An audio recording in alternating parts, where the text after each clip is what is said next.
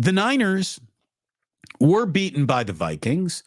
I think they did a little to beat themselves as well.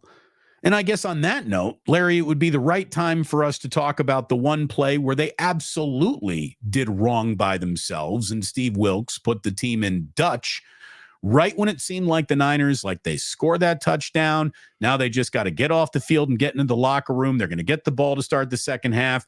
Go ahead and score on that opening drive, Kyle, and you're back in control of this game. You're back on the lead.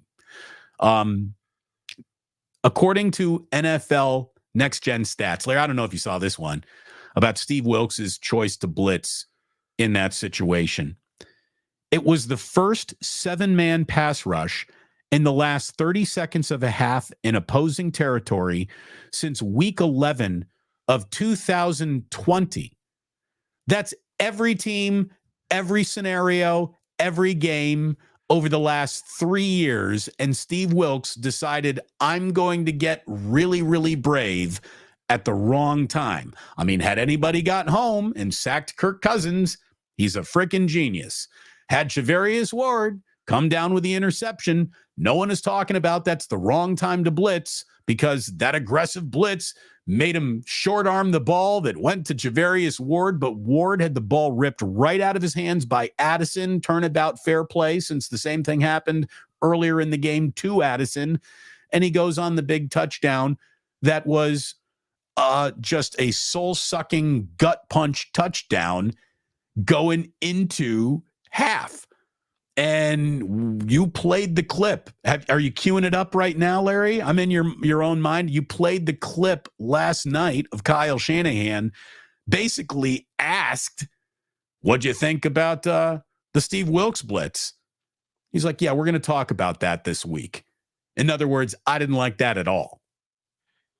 Yeah, I mean, it was I don't know why Steve was feeling so confident about that, but it was a terrible idea. I mean, it really was. Let me see if I can call it up here. But yeah, I mean, that was a terrible idea to go with the blitz right there. I mean, risk reward. It's a 3-point game. You're getting the ball back in the to start the third quarter. Why go there? Why do that? I mean, it's just that was a terrible decision. I mean, think about it. There's 16 seconds left in the game. He goes all out blitz on 3rd and 6. The Vikings are on their own 40-yard line. They're nowhere near field goal range. And, the ball goes to Addison for a touchdown, and a 10-7 lead becomes 16-7, only thanks to the missed extra point. But yeah, I mean, that was, risk reward. It made no sense. It made no sense to take that level of risk right there. And, it's like, okay, what's the worst that could happen? That somehow they, got into field goal range, and instead of being down 3, you're down 6. Who cares? You're still getting the ball back to start the third quarter. They acted like, they were trying to protect a 2-point lead, and they couldn't let them get into field goal range, and they had to stop them right then and there. I mean, they acted like there was such urgency involved there. And there really wasn't. I mean, that was not the play to sell out on. And then when Shanahan was asked about it afterwards, I'm looking for it right now, but he basically was like, we're going to talk about that. So, I don't know. I really don't know what to say about. Well, I mean, there's really nothing to talk about. It's Steve. Don't ever pull that bullshit again. I mean, you have enough experience. The reason why you got the job is because you're the guy who's been in the NFL long enough to not do stupid young buck cowboy shit like that.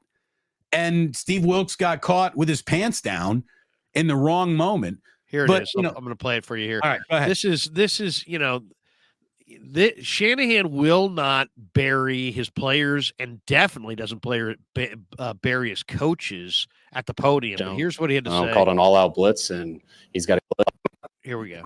Here it is. You weren't able to sack them, but there were also some assignments to ball and some blitz calls that backfired. What went on those first half?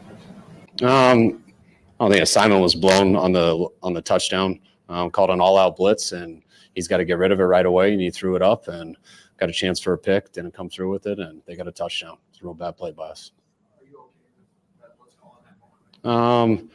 That's stuff we'll discuss throughout this week. Obviously, I did not like the result. There you go. We'll discuss that this week. So, that's as close as Kyle gets to ripping a coach. Is like, hey, we'll talk about this week. In other words, no, hell no, I didn't like that. An all-out blitz in that situation, leaving Mooney Ward one-on-one, and then Mooney Ward care more about the team or himself there.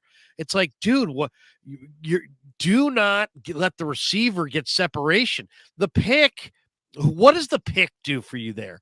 If you get the pick, the offense is gonna trot on the field and they're gonna take a knee. You don't need the pick right there. You need to make sure the receiver doesn't get loose for a touchdown and he's sold out for the pick. That was very selfish. In my mind, that was a selfish play. That's a guy going for stats and second pick of the night.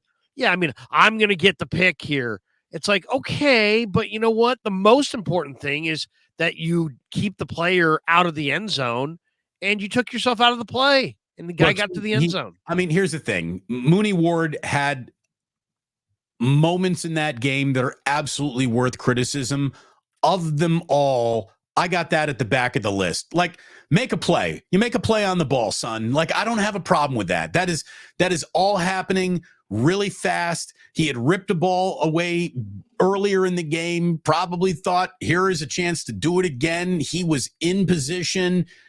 I thought he had the pick. I did. It looked on camera like he had the pick until he was falling to the ground. And then you saw Addison run into the end zone and you're like, uh-oh, I guess he doesn't have the ball. It was a blown man-to-man assignment by a corner who isn't playing as well as he did last year. And why play man-to-man? You don't even play a lot of man-to-man. So, why? Steve was saying that he can get there with his front four. Now he's sending a blitz, and he's sending it, in the last seconds of the first half and giving away a touchdown. That was a backbreaker, man. That was the difference in the ball game right there. And Hugh Castle's like, the offense scored 17 and had 3 turnovers. That was the biggest problem. To me, the fact that you couldn't stop the run and and Kirk Cousins' own third down, and you gave up 452 total yards and 378 passing, that to me was the primary.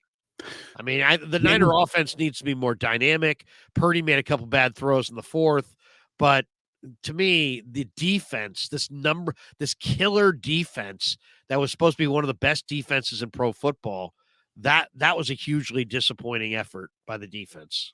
Tara Lynn Love says they should have had some acai bowls before they took the field.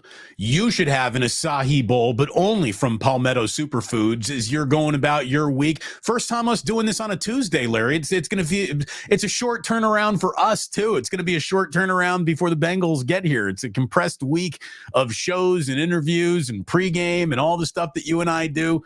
But get yourself off to a healthy start. Put something good in your belly to start your day. The acai bowl. Is it strange, bedfellows? Something nutritious? We're getting compliments from Pig and a Pickle in here, and thank you very much, Pig and a Pickle.